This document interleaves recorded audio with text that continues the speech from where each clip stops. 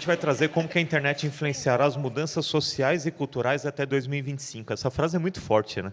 Porque quando a gente olha tudo que está acontecendo no mundo, o poder das redes sociais, o poder do digital, aí passa por fake news, por um monte de coisa que a gente tem falado, trazer um estudo desse impacto, né, em números, o impacto social que isso vai trazer é espetacular.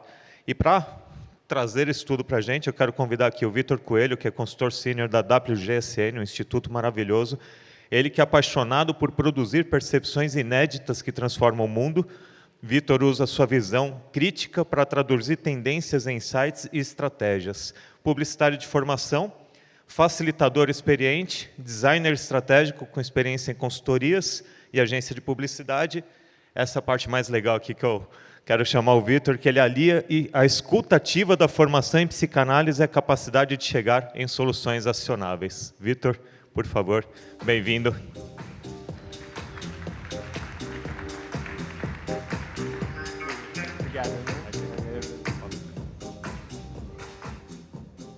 Olá, olá. Bom dia a todo mundo. Bom, primeiro, obrigado aí a todo mundo que está aqui, todo mundo que encarou essa longa jornada, né, para chegar aqui, todo mundo que esperou também pacientemente para me ouvir. Bom, então eu sou o Vitor, né, como já foi introduzido aí, eu sou consultor sênior da WGSN Mindset, que é o braço de consultoria da WGSN, né, autoridade líder em identificação de tendências em diferentes mercados de consumo. A gente atua há 26 anos, né, trabalhando ali, identificando essas diferentes tendências em diferentes mercados, e a Mindset, como braço de consultoria da WGSN, a gente olha para todo esse know-how, toda essa metodologia, e aplica soluções customizáveis para os nossos clientes, né? E aí, antes da gente começar, queria projetar aqui um vídeo contando um pouco da WGSN.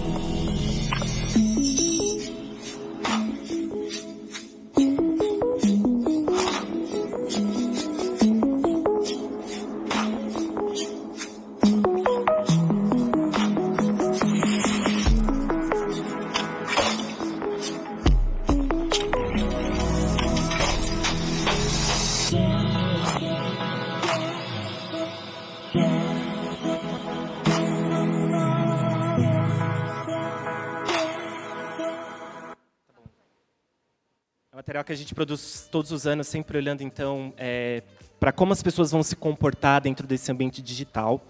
E acho que tem uma história super importante quando a gente pensa no mercado da WGSN, né, e dentro dessa categoria de tendências como um todo, é que quando a gente fala de tendências, a gente está sempre falando de movimentos incipientes. O que significa isso?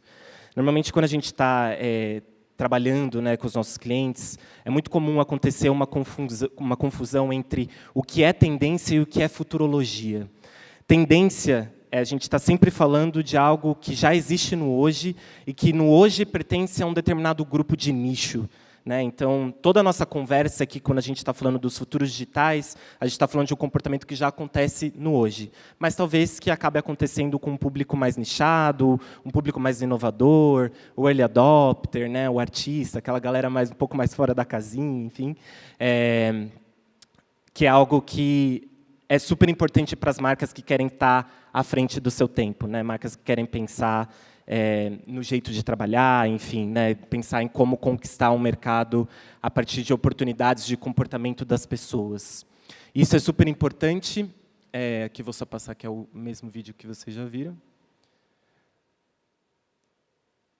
Isso é super importante porque quando a gente fala de tendência, então, na prática, a gente está falando sobre esse aproveitamento de oportunidade, né, desse olhar de o que acontece no hoje, que já indica, né, coisas que as marcas, no geral, no futuro, vão adentrar, né, vão procurar essas oportunidades, e que a minha marca, que a nossa marca, as nossas empresas, elas podem olhar como um todo.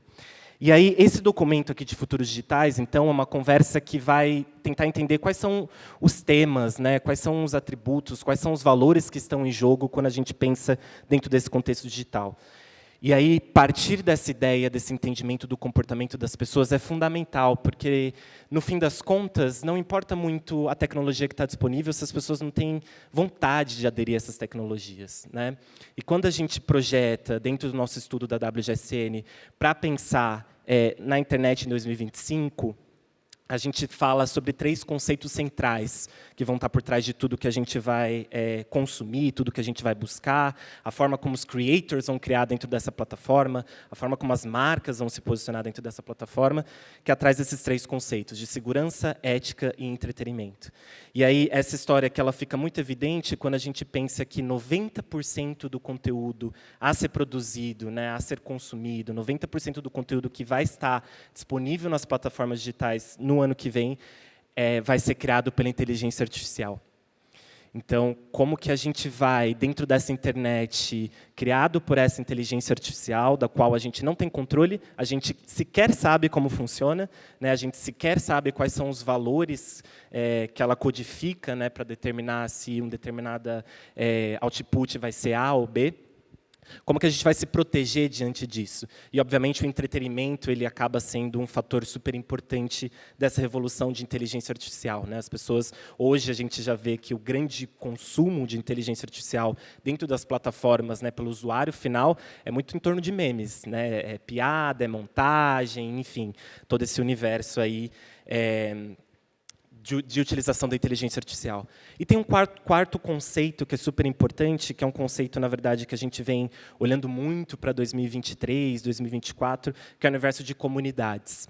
O que a gente fala desse universo de comunidades? Né? Se a gente olha para a lógica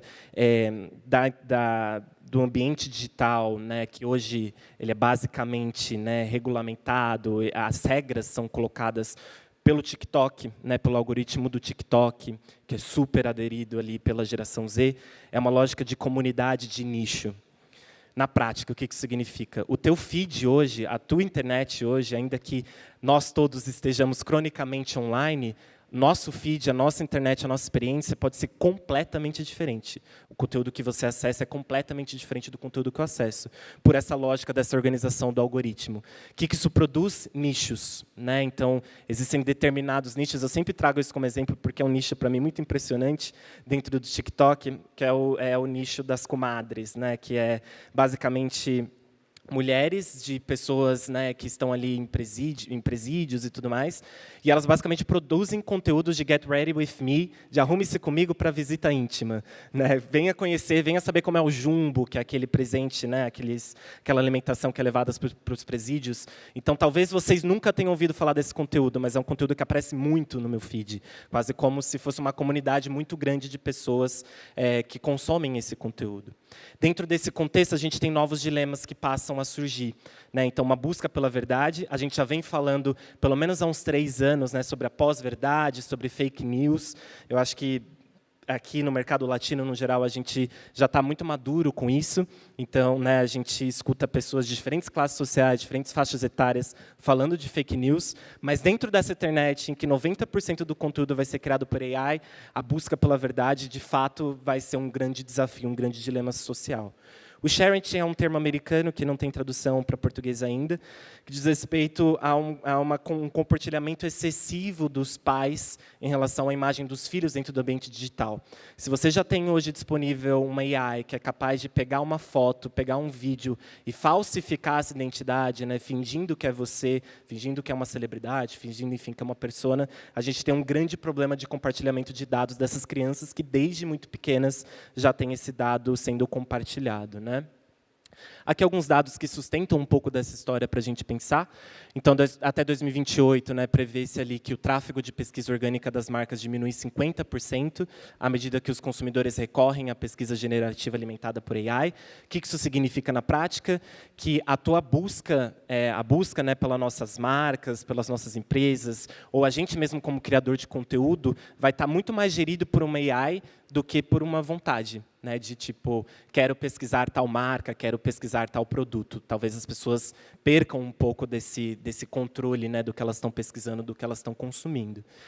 Já tem uma percepção grande das pessoas desse impacto, né? 70% dos consumidores acreditam que uma maior integração da AI generativa nas redes sociais perturbará a experiência do usuário, né, no sentido de que ela vai ser diferente, de que ela vai ser modificada de alguma forma. 64% das pessoas têm expectativa de que os riscos cibernéticos, como roubo de identidade, aumentem no próximo ano. Então, as pessoas também preocupadas com isso. E aí, de novo, né, uma orientação, quando a gente pensa em Brasil e América Latina, a gente tem uma grande preocupação com fraude, com golpes digitais, por causa do Pix, por causa do WhatsApp. Né, fomos uma das praças testes, né, de transação pelo WhatsApp, dali do time da Meta, o que faz com que as pessoas estejam cada vez mais orientadas para tomar cuidado, né, com essas transações online. Então, esse número tende a ser maior, é uma pesquisa global aqui, mas esse número tende a ser maior quando a gente olha para o Brasil. E aí o assunto aqui da nossa conversa de hoje é um assunto não só de uma perspectiva sobre a internet, mas uma perspectiva sobre sociedade, sobre pessoas. Né, sobre como a gente vai se relacionar com o mundo, como a gente vai se relacionar com a gente mesmo, com os outros, né? Porque 71% da população mundial está na internet e a gente tem ali, né, quase 6 bilhões de usuários de social media no mundo todo. Então, pensar no futuro digital é pensar no futuro ponto. Né? Acho que é pensar nas nossas relações, na nossa sociedade como um todo. E aí aqui eu tenho uma tarefa meio heróica de tentar passar um pouquinho para vocês 6 temas importantes para a gente pensar nesse panorama, nesse retrato do futuro digital, né? Então, trazendo um pouco dessas tendências, de cases, enfim. É um material bem robusto, tem muita coisa, então eu diria para vocês não se apegarem a gravar tudo na cabeça, né, a observarem mais criticamente o que chama mais atenção para vocês, o que é mais importante quando a gente pensa no negócio aqui de cada um de vocês, tá? Porque é realmente muito conteúdo que a gente vai falar. Primeiro ponto, obviamente, que eu acho que é o mais fácil da gente associar com toda essa história que eu já construí até aqui, é esse design voltado à segurança digital, né? Ou seja, como que a gente vai pensar essa articulação com esses ambientes digitais a partir de uma orientação por segurança. E hoje, né, quando a gente pensa, por exemplo, no contexto do brasileiro, quem aqui já leu os termos e condições de uso de alguma coisa? Levanta a mão. Temos 2 mãos levantadas. Então, assim, é um pouco dessa lógica, né, de que hoje, cara, é uma barreira na jornada e que tende a ser, na verdade, um driver dessa jornada, né, daqui para frente. Então, o primeiro ponto super importante da gente pensar é esse conceito de amnésia digital. Com essa revolução da AI, com a AI, né, facilitando, criando essas pontes, facilitando essa navegação, sabendo o que você quer antes mesmo que você queira, que é a lógica do algoritmo, isso não é futuro, isso é do hoje. Quando você vê, você passou 3 horas no Instagram porque só mostrou conteúdo que te interessa, que você nem sabia, você nem foi atrás, de repente você só estava lá rolando o feed e chegou nesse conteúdo. Isso gera essa questão de amnésia digital. Tem muito a ver com TDAH, né, que a gente observa muitas pessoas relatando esses sintomas disso, que é basicamente basicamente uma dificuldade de lembrar do que está sendo consumido, né? De estar presente, de ter esse contexto de mindfulness, né? Então, nos Estados Unidos, ali, 91% das pessoas veem a internet como uma extensão dos seus cérebros. Super legal, né, porque potencializa muita coisa, mas, por um outro lado, causa um pouco desse efeito rebote, de dependência, de não entender muito bem o que está sendo consumido. Tem esse conceito aqui que existem alguns conteúdos nas redes sociais, principalmente no TikTok, que é o efeito Mandela, que é essa falsa lembrança coletiva. Eu acho que o exemplo mais clássico aqui é o monóculo do Monopoly, né, que todo mundo lembra que ele tem, e, na verdade, ele não tem. Ou o rabo do Pikachu, né, que algumas pessoas lembram que é pintado e, na verdade, não é.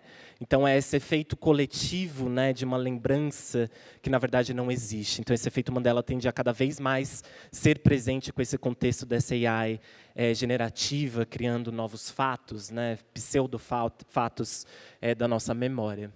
A Dispatch é um projeto da Folk Rebellion, que é um coletivo, né, uma produtora, e eles basicamente estão produzindo essas revistas analógicas. A gente tem falado bastante na WGCN sobre o mercado de zine, como um lugar, né, onde talvez a geração Z ou a millennial mais nova vai buscar para pensar na desconexão, para pensar em como melhorar essa relação, né, trazer uma relação mais ética com o ambiente digital. E a The Dispatch, ela é basicamente essa zine que fala sobre esse digital well-being, né, sobre esse bem-estar digital, sobre controle, sobre autonomia dentro desse espaço cibernético. Um outro exemplo prático que é bem legal é a Heyday, ela é uma extensão, né, de navegador. Ela basicamente ajuda você a te lembrar o que você consumiu naquele dia, ou que você tinha interesse de consumir e, na verdade, você perdeu. Então, você fez uma busca no Google de um determinado termo, você chegou num site XPTO, depois você foi para o Instagram e nem passou tanto tempo para consumir aquele conteúdo, o Heyday te lembra, né? Tipo, você pesquisou isso daqui, será que você não queria, né, ter mais tempo para olhar sobre isso, consumir esse conteúdo com mais profundidade? E o Área 23 é um case interessante que ele não está necessariamente vinculado à amnésia digital, mas ele é um AI, né, um chatbot, que ajuda, orientado para pessoas com Alzheimer, com demência senil, ajudando ali a quase construir uma biografia dessa pessoa a partir dessa conversa, desse diálogo, né? Então, resgatando essa memória, exercitando essa memória e servindo ali como um AI companion, né? Que também é uma tendência super interessante quando a gente pensa em AI, fazendo essa companhia, né? Ajudando ali a combater a epidemia de solidão, que é uma coisa bem séria ao redor do mundo, né? E um outro ponto importante da gente pensar é essa proteção da privacidade digital dos adultos. Então, tem um dado bem interessante, né, de que 85% dos adultos querem fazer mais para proteger a sua privacidade online, né, querem atuar diretamente nisso, pensando, cara, onde estão meus dados? Né, que termos e condições de uso que eu dei ok, que eu me arrependo, que não fazem sentido, enfim, ou até que são abusivos, né, de alguma forma. Alguns exemplos práticos inspiradores para a gente pensar. Amsterdã contratou um primeiro serviço de Blurring as a Service. Então, é basicamente uma API que você pode colocar dentro enfim, da sua plataforma. E aí é para câmeras de segurança urbana, e eles basicamente borram o rosto das pessoas automaticamente, né, que é uma questão mesmo de proteção de dados das pessoas ali, que estão utilizando aquele espaço público. E um outro exemplo prático interessante é o TikTok. Então, o TikTok tem sido bastante pressionado na União Europeia e também nos Estados Unidos.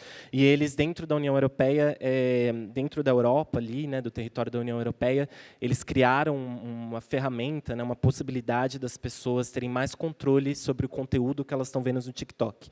Então, hoje, dentro do TikTok, você tem basicamente duas feeds, né, que você pode rolar e consumir o conteúdo. O dos seus amigos, né, das pessoas que você segue, e o outro que é o For You, né, que é a própria recomendação do algoritmo. Dentro do TikTok da União Europeia, você tem mais controle, né? Você tem uma terceira opção, que é basicamente cronológico. Então, uma ordem cronológica do conteúdo, ao invés de ser, né, o conteúdo, enfim, que o algoritmo te customizou, é um conteúdo pensado por conteúdos que têm mais like, enfim, você tem muito mais controle para aquilo que está sendo exibido.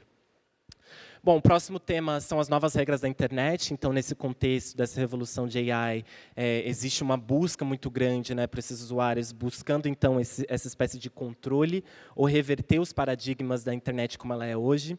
Eu lembro que, quando a gente falava muito de metaverso, de Web 3.0, a gente trabalhava com o conceito de Web 2.5, que é essa web que a gente tem hoje, não está lá no metaverso, ainda estamos um pouco distantes, né, de massificar isso, mas é dentro desse contexto da internet que a gente tem hoje, como a gente está olhando para os problemas que ela possui, para que a gente construa essa internet do metaverso com esses problemas mais resolvidos, né, ou com soluções para essas questões centrais. Então, o primeiro ponto é reavaliar o conceito de imperfeição.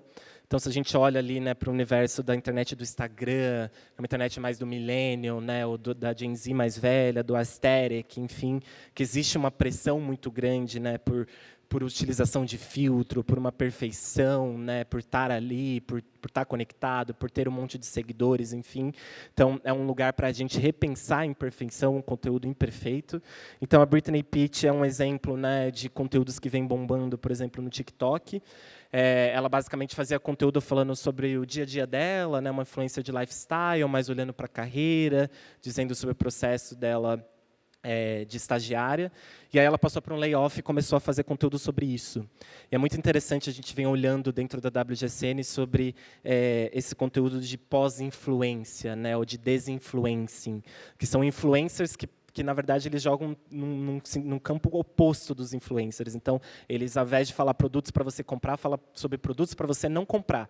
E aí a Karen Bakina, acho que é um grande nome disso no Brasil, mas existem vários outros influencers que zoam os influencers, né? Camila Frender, que é uma influencer, né, da Obvious, ela criou recentemente um conteúdo sobre isso, né, do tipo, influencer, você que cria suspense de para onde você vai viajar, ninguém quer saber disso, né? Ninguém tá se perguntando para onde vai ser sua próxima viagem. Então, é um pouco desse lugar, dessa pós-influência, que é super interessante. A mmm.page é um site, é um espaço, né, onde todo mundo pode criar um site com essa estética mais antiga, com essa estética mais caótica, né? Então, ao invés de você ter o seu perfil das redes sociais, que é muito limitado dentro daquele wireframe, dentro daquela construção, aqui você pode criar a sua construção por conta própria. E existe uma outra estratégia interessante dessas novas regras da internet, que é a vida noturna. Então, dentro da WGSN, a gente tem falado para diferentes categorias a importância da vida noturna. Acho que uma forma muito interessante de resumir é que, eu sempre falo, né, de matar 2 coelhos em uma cajadada só. Porque, primeiro, quando você pensa no bem-estar da vida noturna, quando a gente pensa na qualidade do sono, isso eu, como psicanalista, posso dizer, assim, né, para Freud já tinha um pouco disso, ele dizia que era impossível atender um paciente que não dorme, porque o sono é fundamental.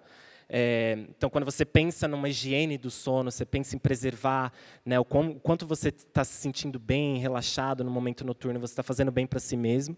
E também de uma outra perspectiva de que, infelizmente, cada vez mais a vida noturna vai ser fundamental como espaço de lazer para a gente, porque vai ser difícil ter lazer durante o dia. Parece um pouco apocalíptico, mas, enfim, quem é de São Paulo aqui dos últimos dias, né, com as queimadas, etc., sabe um pouco do que eu estou falando. Era muito difícil respirar durante o dia, muito quente, muito abafado, e a noite era muito mais agradável, né? Então, tem um lugar ali de importância da noite, né? E aí, trazendo um pouco para a parte de conteúdos, então, tem muitos conteúdos, né, de pessoas falando sobre o que fazer à noite, lanches para você fazer à noite, formas de você fazer essa higiene do sono, né, dormir melhor, etc. Então, a Claire Murashima é uma creator desse tipo. E existe também os sleep streamers. Não sei quem aí também está cronicamente online como eu, no TikTok da vida. Existem algumas pessoas fazendo live stream no TikTok enquanto elas dormem.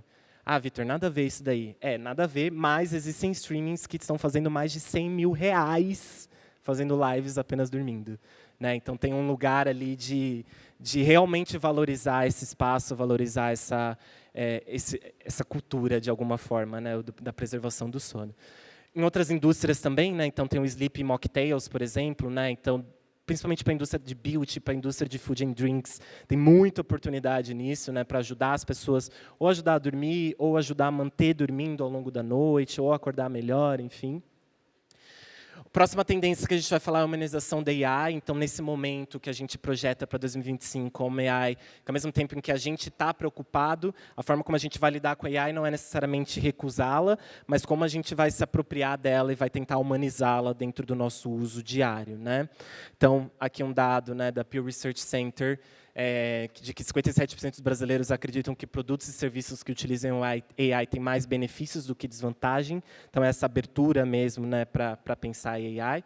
E aí, isso também se refletindo nas empresas, né? Então, os diretores de marketing do EU, 60% deles deverão adotar a tecnologia da autenticidade de conteúdo até 2026 para proteger suas marcas. Então, utilizando AI, mas como que eu também garanto ali que isso tá bem, né, visível que se trata de um material de AI, como é que eu estou utilizando isso de uma forma ética.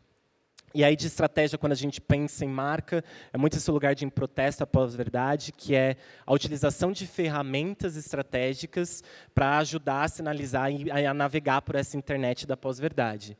Um exemplo, né, da EY, que é uma consultoria de sustentabilidade, eles estão usando uma inteligência artificial que vai notificar ali, né, o usuário, a partir de uma leitura das políticas de sustentabilidade de uma empresa, o que é greenwashing e o que não é. Então, opa, a empresa está falando isso daqui, mas esse termo é meio vago, talvez não queira dizer nada. Opa, a empresa está falando isso daqui, mas ela está falando isso porque ela é obrigada pelo governo a fazer isso, não é que ela está fazendo alguma coisa a mais. Enfim, ajudando nesse sentido. E o Nightshade é uma plataforma, entre várias outras, né, que existem, que ela basicamente decodifica os pixels de algumas imagens, né, de, enfim, produções de artistas, fotógrafos, né, pintores, artistas visuais, e a partir do momento que você joga dentro dessa plataforma, a AI não consegue mais reconhecer essa imagem. Então, com isso, você protege a propriedade intelectual desse artista, porque a AI, a gente sabe que ela vai bebendo dessas fontes e ela vai, né, pegando esse estilo, essa técnica desses artistas e reproduzindo, né?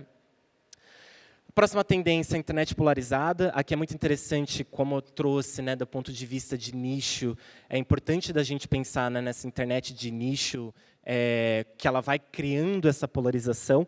Então, se o meu feed é completamente diferente do seu feed, né, a gente vai criando uma noção de uma cultura diversificada, né, uma cultura divergente, polarizada.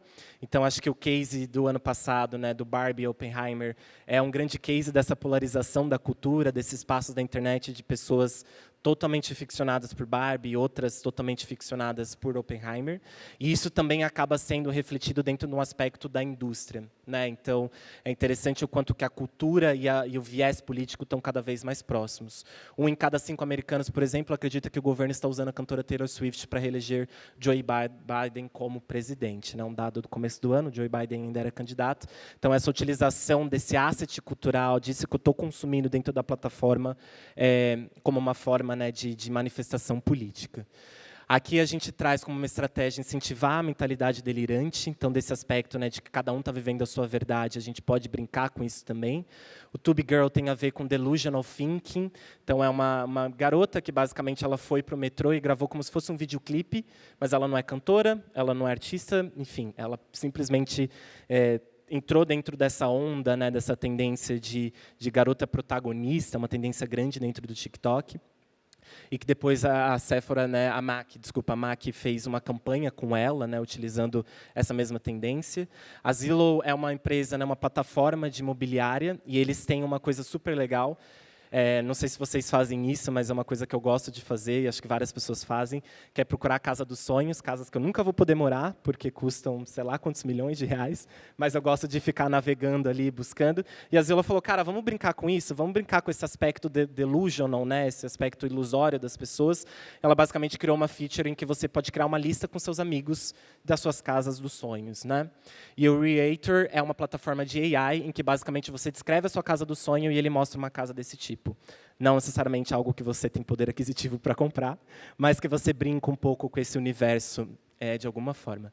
Passando rapidinho aqui, que meu tempo já está encerrado, mas só para destacar, então aqui, de máquinas de marketing de massa, a gente fala um pouco sobre, dentro desse contexto de AI, de dados everywhere, de Big Data, né, dessa integração, cada vez mais a gente vai ser bombardeado por anúncios de marca, né, por marcas querendo falar com a gente, falando com a gente de assuntos que a gente se interessa, mas que isso talvez seja um pouco excessivo, então tem algum lugar ali de como é que a gente cria uma internet mais de cuidado, conteúdo mais de slow, né, parecido com esse slow movement de alguma forma. Então, existem várias conversas quentes, como, por exemplo, congelamento de óvulos, ou do Cancer Talk, né, que são conversas sensíveis e que as marcas não costumam participar tanto, que as empresas não costumam participar tanto, e que as pessoas têm vontade de falar disso dentro do ambiente digital. A gente fala também das origens da internet, essa busca, né, da geração Z por voltar para um contexto da internet mais antigo, não só a geração Z, né, millennials, enfim, a geração X. Então, aqui, 77% dos membros da geração millennial e X afirmam que querem voltar aos tempos pré-digitais, dessa internet de mais controle, da internet em que eu sei por onde eu estou navegando, da internet que eu navego por onde eu quero navegar. Então, é interessante a gente pensar nesse aspecto aqui de trazer quase essa nostalgia do futuro, algo que seja utilizando as tecnologias atuais, mas remetendo à tecnologia do passado.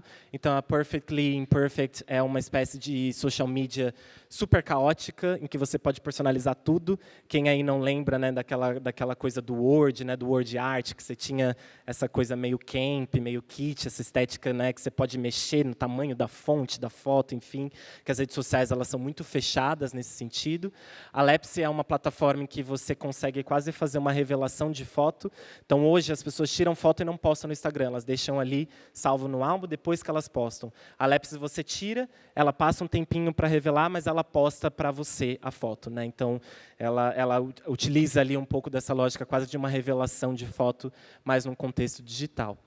Curadoria como serviço, né? Então, quanto que dentro desse contexto onde tem informação para caramba em todos os lados, as marcas podem assumir esse papel. Aqui é só um exemplo, né, de uma newsletter que criou esse Sci-Fi Idea Bank. Nada mais é do que uma grande planilha com ideias de sci-fi, né, para roteiros, para creators, enfim, coisas desse tipo.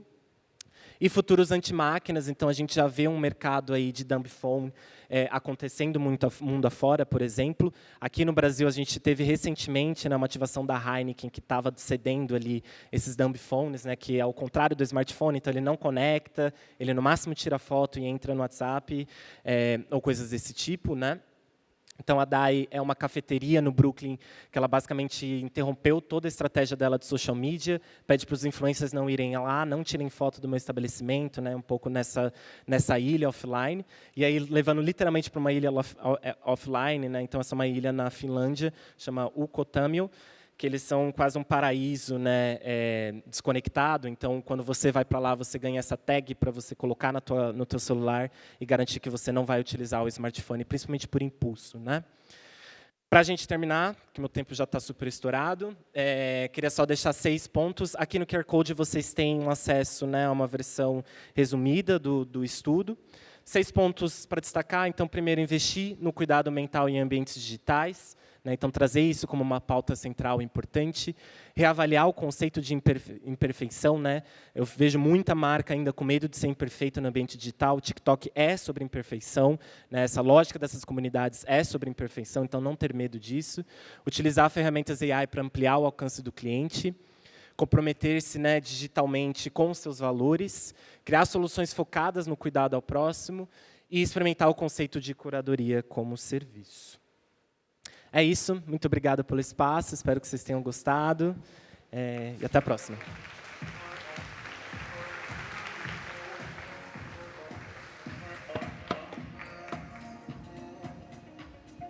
Uau! Bom, acho que a gente vai ter que ficar até o fim do dia agora para fazer pergunta, né, para conversar. Posso fazer umas 10 ou Pode, por favor. Vamos. Vou trazer algumas, tentar aterrissar bem aí acho que no nosso dia a dia. Uma primeira que acho que gera calafrios em todo mundo aqui quando a gente olha para o e-commerce, né? Quando a gente olha aquele percentual de buscas que vão ser reduzidos, né? Se a gente olha hoje para o mercado americano, que eu sempre gosto de conectar um pouquinho, porque isso já traz uma tendência, né? A gente tem ali praticamente 1/3 das vendas sendo originadas já no TikTok. Então, as pessoas, principalmente o público mais jovem, né, já usa o TikTok como uma ferramenta de busca. A gente tem o varejo, né, no mercado americano, uma Amazon, aqui a gente aterriza numa Amazon Mercado Livre também como uma grande fonte. E o Google. Então, lá está praticamente 1/3 para cada um. Aqui a gente ainda tem o Google como majoritário, né? Então, que é o foco de todos vocês aqui. Acho que todo mundo não dá para pensar hoje numa estratégia sem Google. Quando a gente olha esse número, né, adiante, eu conecto um pouquinho no jovem também, que ele já, você pegar uma pessoa hoje com 20 anos, ela já nasceu digital, ela nasceu com sistema de voz. Eu vejo meu filho hoje com 11 anos, ele não busca nada em texto. Eu falo, pô, você já sabe escrever, por que você usa a voz? Ele, por que eu não usaria a voz se ele nasceu com isso, né? Então, a inteligência artificial ela só vem amplificar. Mas queria que você falasse um pouquinho dessa amplificação para todo mundo aqui, principalmente que a gente usa o Google como uma grande ferramenta de mídia, né? Não é só o orgânico, tal shopping, tal a mídia paga, tá tudo lá, né? A gente é o principal canal de vendas de todo mundo. Qual que você acha que vai ser o real impacto desse movimento? Eu acho que tem um ponto importante, obrigado pela pergunta, achei ótima, para a gente pensar nesse conceito. Acho que tem dois assuntos assim importantes para responder. O primeiro, a gente vem falando bastante na WGSN sobre um novo valor cultural, né, que as marcas precisam percorrer e precisam priorizar. Né, então, a gente já vem falando, né, há algum tempo, acho que não é um assunto novo para ninguém, a importância da gente pensar em comunidade, pensar em rede, pensar em passion points, pensar em valores, enfim. Mas isso se torna muito verdade, cada vez mais verdade. Né? Então, essa conexão, né, o novo mercado de loyalty, né, de retenção, acho que tudo isso acaba sendo muito importante porque, de fato, a lógica de aquisição ela acaba sendo muito mais complicada quando a gente pensa nessa jornada automatizada, né, pelo AI. Mas eu acho que também tem um outro ponto interessante da gente pensar, que essa jornada, né, muitas vezes, quando a gente pensa numa jornada tradicional, ela começa pela busca no Google, né, ela começa por uma busca nesse lugar. Mas eu acho que a gente está cada vez mais percebendo que essa jornada ela é complexa. Né? A busca, na verdade, ela está no meio de uma jornada digital, né? No meio de uma jornada de interação da pessoa com a minha marca. Né? Então, como é que eu vou trabalhar justamente esses aspectos, desses valores, esse posicionamento, essa conexão emocional com o meu consumidor? A conexão emocional, a gente vem falando bastante dentro da WGSN, que muitas vezes ela parte para a lógica de comunidade. Então, se eu penso que essa jornada ela não começa na busca do Google, eu também tenho que pensar que o meu consumidor ele não é só o meu consumidor, ele é um indivíduo. E as pessoas estão cada vez mais querendo comprar como indivíduo. Né? Então, o que esse produto, essa determinada categoria vai fazer para a minha comunidade? Vai me ajudar como uma pessoa profissional? Vai me ajudar como uma pessoa dentro daquela determinada jornada que, obviamente, eu estou buscando para aquele produto. Né? Então, a gente precisa pensar nesse consumidor que também é 360, tal como as nossas marcas. Né? É complexo, tá? Muito. O caminho é de complexidade mesmo. Muito. Vamos fazer um levantamento rapidinho deles, aí vou emendar uma outra pergunta para a gente encerrar. Ainda nessa linha de Google, quem de vocês usa o Google como a principal fonte aí para buscar um produto ou para fazer uma compra hoje? Grande maioria. Quem usa o TikTok? Uns 10%. Quem usa o varejo, o aplicativo de varejo? Uns 15%. A gente ainda tem a maioria em Google. Um pouco da mudança que a gente vai ter que passar aqui, acho que refletiu bem uma tendência do que a gente vê em números. Sim. Agora, trazendo para o outro lado, que esse eu gosto de dialogar muito e é uma parte que me preocupa bastante com o futuro e que você trouxe aí de uma forma muito latente. Primeiro, né, quando a gente olha essas mudanças todas, se a gente pensa, né, até o ano 2000 praticamente, a gente teve um mercado de comunicação e de marketing praticamente 100% offline, vamos dizer assim. Né? Então, era aquela mídia na TV, no jornal, na revista, aquela coisa tradicional que a gente sempre fez. De lá para cá, é uma mudança gigantesca, né? Porque aí a gente tem, pegar os primeiros 5 anos ali, de 2000 a 2005, a gente veio com o Google Search, veio com os portais, vieram Buscapé, os comparadores de preço, etc. Depois, na sequência, a gente teve um crescimento aí que é o que eu chamo da segunda onda da comunicação, que foram as redes sociais, né? Porque as marcas elas deixam de simplesmente falar e a gente passa a dialogar com a marca, então isso gerou uma mudança gigantesca nas estruturas da empresa.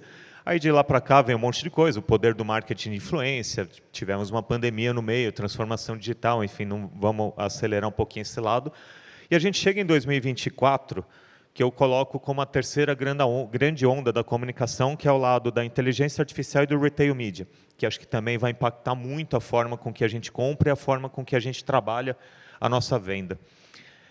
Conectando a isso, né, essa terceira nova grande onda da comunicação, a gente traz o lado da comunidade e o lado da rede social, que já está nessa segunda onda, vamos dizer, se finalizando, né, para essa conexão do retail media, por isso que acho que conecta muito com sua fala. E ele traz um lado para a gente que é o nosso lado pessoal nas redes sociais e o nosso lado corporativo, o que eu faço com a minha marca nas redes sociais, tendo em vista toda a fake news, todo o poder da inteligência artificial, mudando ali a nossa comunicação, tanto pessoa física quanto corporativa, num mundo hoje que praticamente as duas, o CNPJ e o CPF, se misturam. Então, eu queria que você trouxesse um diagnóstico, porque quando a gente olha hoje para um mundo digital, ele está muito pautado, né, em Meta, em TikTok, nas grandes redes sociais, né, o YouTube, vem uma Connect TV que traz um entretenimento um pouquinho mais controlado, né, dentro de uma programação, mas ali o YouTube, TikTok e a parte de Instagram, principalmente, acho que a gente tem esse lado de não ter o controle, vamos dizer, da informação, até porque ela vai muito rápido. E a gente estava discutindo muito, né, em fóruns menores, esse real impacto que vai ter das redes sociais. Vai haver um controle, né? A gente vai parar de usar. Queria que você trouxesse um pouquinho disso. Eu sei que é difícil esse prognóstico, mas o que vem pela frente? Mais curadoria, talvez, para poder ajudar a filtrar tudo isso? Estou complementando a sua fala aí. Como a gente conecta nossos filhos, né? A gente libera a rede social para eles, não libera. Boa. Então, eu acho que assim, tem dois caminhos, né, coexistindo. Assim. Tem esse lugar de uma internet mais fora do nosso controle, de alguma forma, que é muito ditada por essa lógica do algoritmo e que tende a ser cada vez mais customizada, né, muito olhando, de novo, para essa lógica de comunidade. Então, esse lugar dessa internet polarizada, super voltada para nicho, ela tende a continuar como uma verdade assim, nos próximos anos. Mas, ao mesmo tempo, a gente também vê acompanhando ainda muito em fase protótica, assim, né, de DAOs e DESOs, né, que são essas redes sociais descentralizadas. É um pouco do que a gente tem num Reddit, num Discord, mas que talvez a comunidade ela tenha mais poder sobre quais são as regras, né? Então, o que esse algoritmo está usando, o que esse algoritmo está me mostrando ou não, enfim. Então, até trouxe aqui, que eu passei bem rápido, né, a questão da origem da internet. Então, tem um fenômeno acontecendo lá fora de alguns Gen Z voltando para o Facebook. Por incrível que pareça, assim, isso é um movimento de, cara, eu quero poder voltar a ter o controle ali da minha comunidade, das pessoas, né, que veem o meu conteúdo, que não veem o meu conteúdo, né, lembrar dos aniversários. Lembrar dos aniversários, que até agora eu ainda não sei, porque não tem uma outra rede social que ajuda nisso.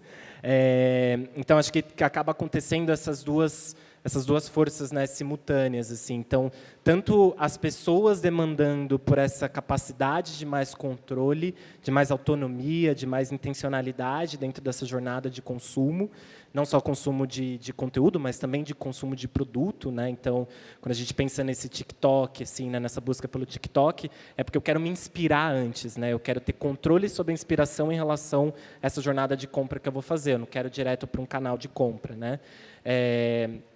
E, ao mesmo tempo, eu tenho uma internet cada vez mais automatizada, cada vez mais poderosa no sentido de ajudar você nessa navegação, né? Eu acho que como é que a gente vai balancear. Então, no momento dentro desse contexto da internet que a gente tem hoje, né, de infodemia, é muito importante a gente usar a AI para recomendar para as pessoas o que elas têm que fazer. Quem aí nunca ficou mais tempo procurando o que assistir no Netflix do que assistindo de fato?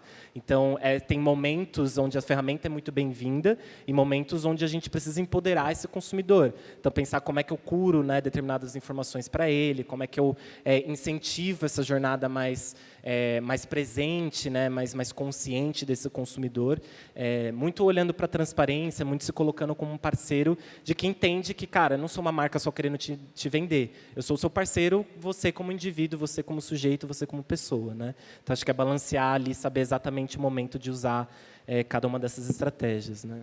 Muito bom. Daria para ficar muito tempo conversando aqui. Muito tempo aqui. Conversando com o Vitor.